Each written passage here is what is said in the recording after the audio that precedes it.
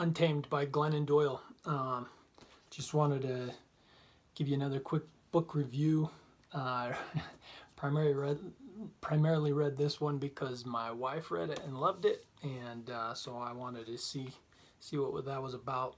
It is very much targeting, I should say, written towards women, kind of messaging to women to break out of a certain mold or a shell and to do what they want to do. And before I get started on the book, like, I do have to say that, like, I was privileged to be raised by a woman who kind of did what she wanted.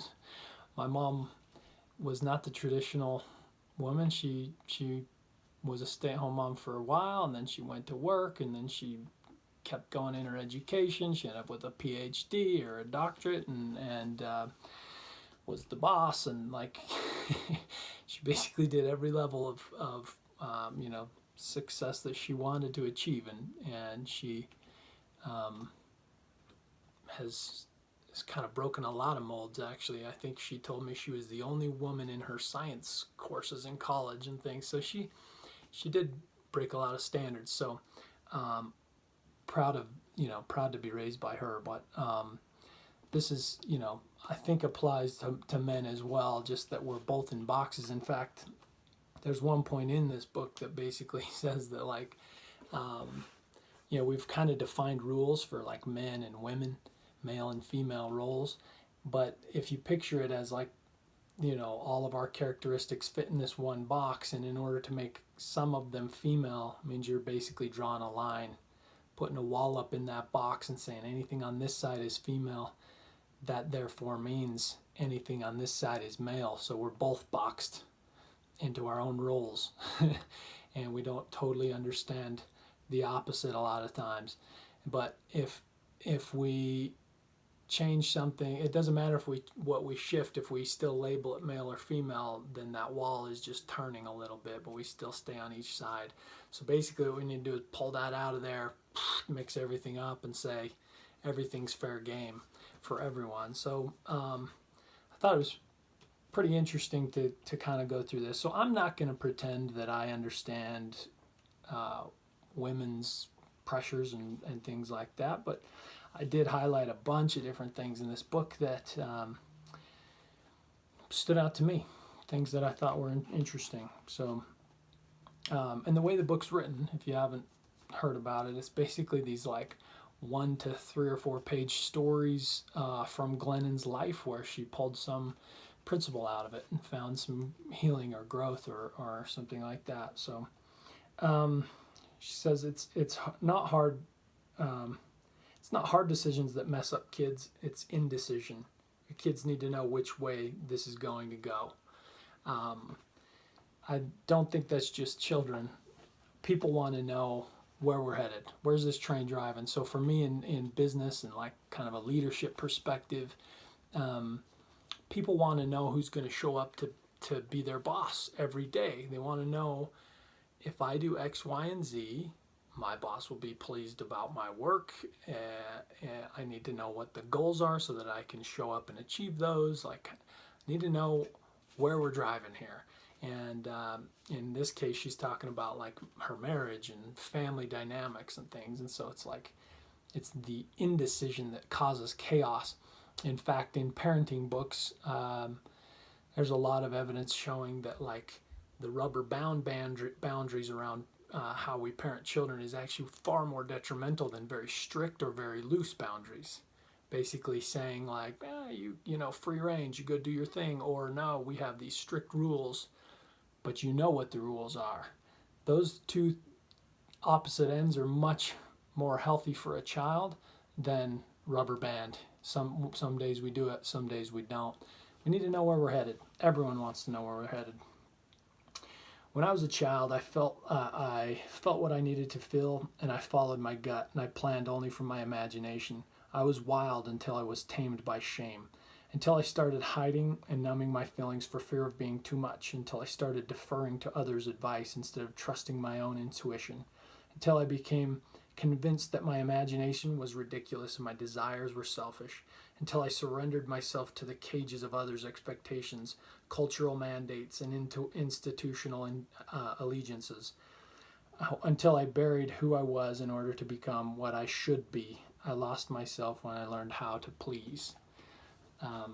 I think we all probably go through some of that in life. I remember in, Brene Brown's book, I think Daring Greatly, where she talks about that, like, oh, maybe it was an interview. She basically said that, like, in her 20s, you're kind of figuring out what you're going to do and who you're going to be. In your 30s, you spend your whole, all your time trying to serve everyone else and please and make it all happen. And then she's like, but in my 40s, it's like, if this ship's sinking, one of us is getting in a boat, and it's gonna be me, right?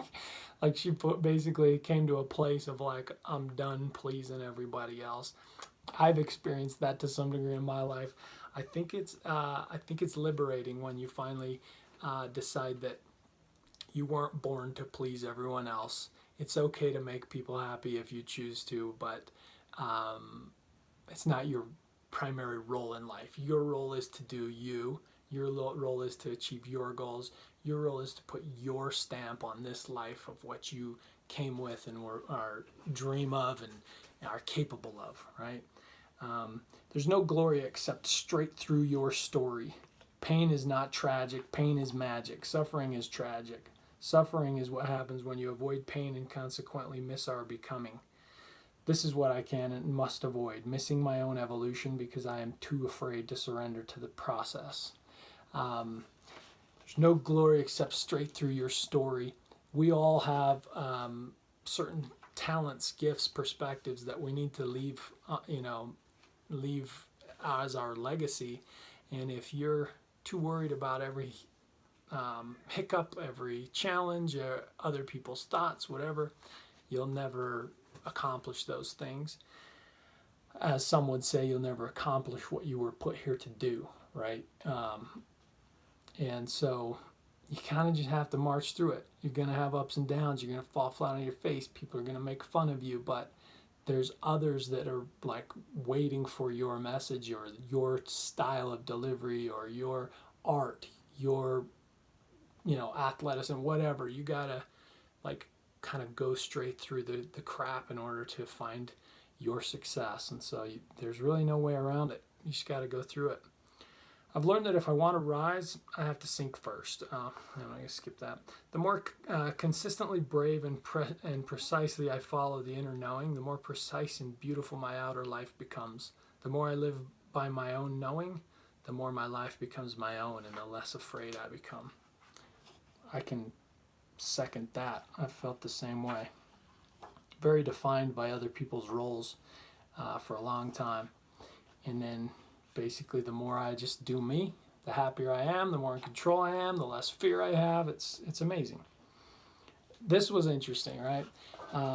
This one is about being brave and how we teach our children to be brave. She tells a kind of a cool story about her daughter and whatever, but I'm jumping in halfway. She says, Tish looked at me. I squeezed her hand as we walked away. She felt a little ashamed and I felt a lot annoyed. I don't think brave means what we've been saying it means. We tell our children that brave means feeling afraid and doing it anyway. But is this the definition we want them to carry as they grow older? When she's 17, headed out in the car, driven by her teenage buddy, saying he's going to a movie, but actually going to that kegger down the street. Imagine calling to her, "Bye, babe. Be brave tonight." What I mean by this is if you're in a scary situation, you feel afraid to do what your friends are encouraging you to do, I want you to ignore that fear and do it anyway. Just blow right through that gut instinct of yours. Later on, skipping ahead, she says, brave does not mean feeling afraid and doing it anyway. Brave means living from the inside out. Brave means in every uncertain moment, turning inward, feeling for the knowing, and speaking it out loud. So you might have different perspectives, desires, dreams than the people around you. And your job is not to, do whatever they encourage you to do despite your fear or worry. Brave means to stand up for what you want, stand up for what you believe in, stand up for what you're trying to achieve, right?